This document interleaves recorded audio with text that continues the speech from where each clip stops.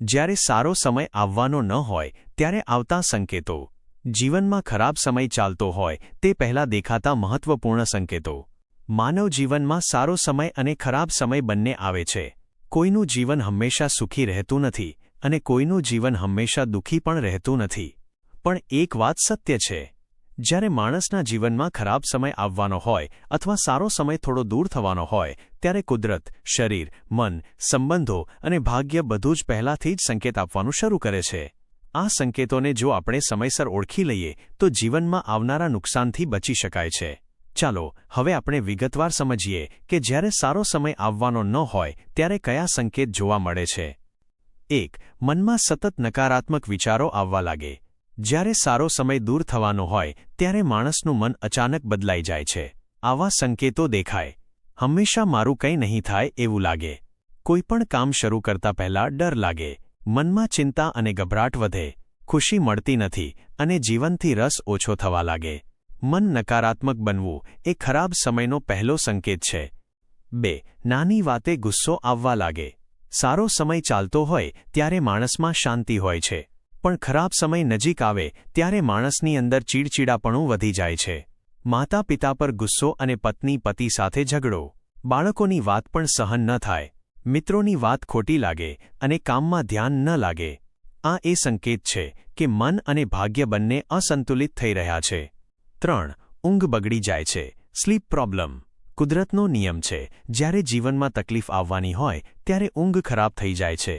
ઊંઘ ન આવવી કે વારંવાર ઊંઘ તૂટી જવી, ડરાવના સપના આવવા અને સવારે થાક લાગવો.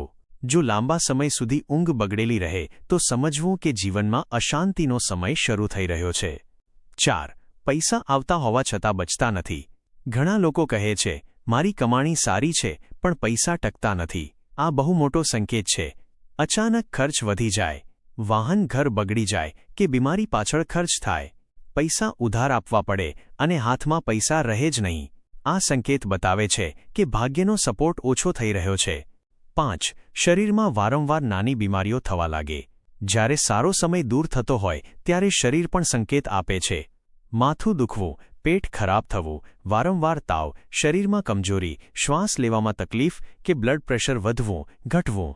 શરીર નબળું થવું એ ખરાબ સમયનો એક મોટો ઇશારો છે. 6.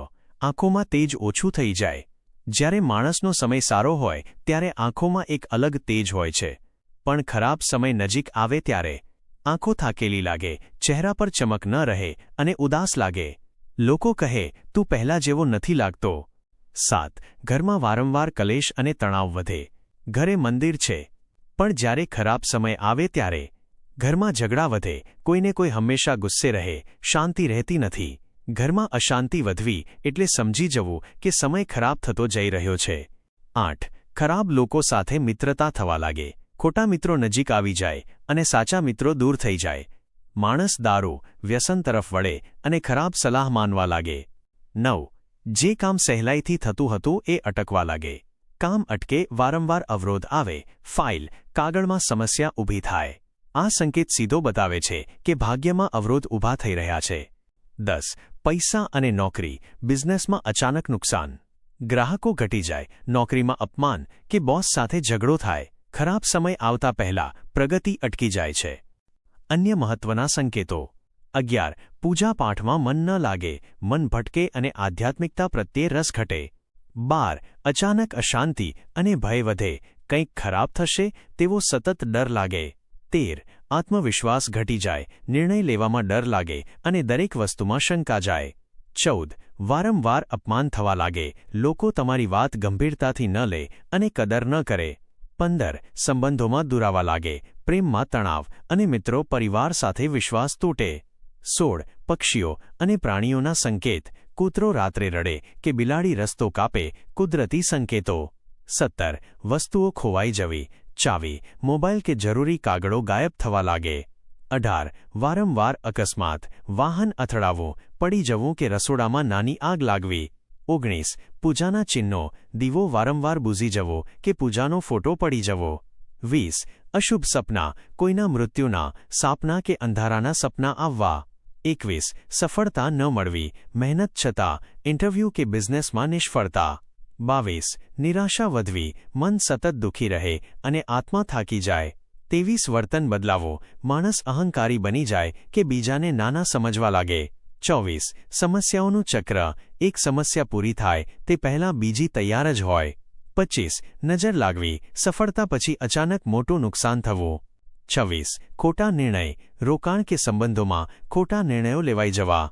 27 ભગવાન પર અવિશ્વાસ, ભગવાન જેવું કંઈ નથી તેવું લાગવા માંડવું. 28 ધર્મશાસ્ત્ર મુજબ વારંવાર પાણી ઢોળાવવું કે ઘરમાં જીવજંતુ વધી જવા. 29 ગ્રહદોષ, શનિ, રાહુ કે કેતુના પ્રભાવથી મન સતત ભટકવું. 30 શત્રુઓ શક્તિશાળી બને, લોકો તમારી વિરુદ્ધ કાવતરા કરવા લાગે. જ્યારે આવા સંકેત દેખાય ત્યારે શું કરવું? મહત્વપૂર્ણ ઉપાય. જો આવા સંકેત દેખાય તો ડરવું નહીં, કારણ કે સમય બદલાઈ શકે છે. 1 ભગવાનનું નામ લેવું, દરરોજ 10 મિનિટ ઓમ નમઃ શિવાય, હનુમાન ચાલીસા કે ગાયત્રી મંત્ર બોલો. 2 ગરીબને દાન કરો, અનાજ, પાણી કે કપડાનું દાન અને ગાયને રોટલી આપો. દાનથી ભાગ્ય બદલાય છે. 3 ખોટા લોકોથી દૂર રહો, ખરાબ મિત્રો, વ્યસન અને બિનજરૂરી ઝઘડા ટાળો. 4 સૂર્યને જલ ચઢાવો, રોજ સવારે તાંબાના લોટામાં પાણી અને લાલ ફૂલ નાખી સૂર્યદેવને અર્ઘ્ય આપો. 5 માતા પિતાના આશીર્વાદ લો, રોજ તેમના પગ સ્પર્શ કરો, તેમનો આશીર્વાદ સૌથી મોટું રક્ષણ છે. અંતિમ સત્ય, ફાઇનલ ટ્રુથ, જીવનમાં ખરાબ સમય આવવો એ પણ જરૂરી છે, કારણ કે તે માણસને સમજદાર બનાવે છે, સાચા લોકોની ઓળખ કરાવે છે અને ભગવાન તરફ લઈ જાય છે. યાદ રાખો, જ્યારે સંકેતો દેખાય ત્યારે ડરવું નહીં, પરંતુ સમજદારીથી પગલાં લેવા.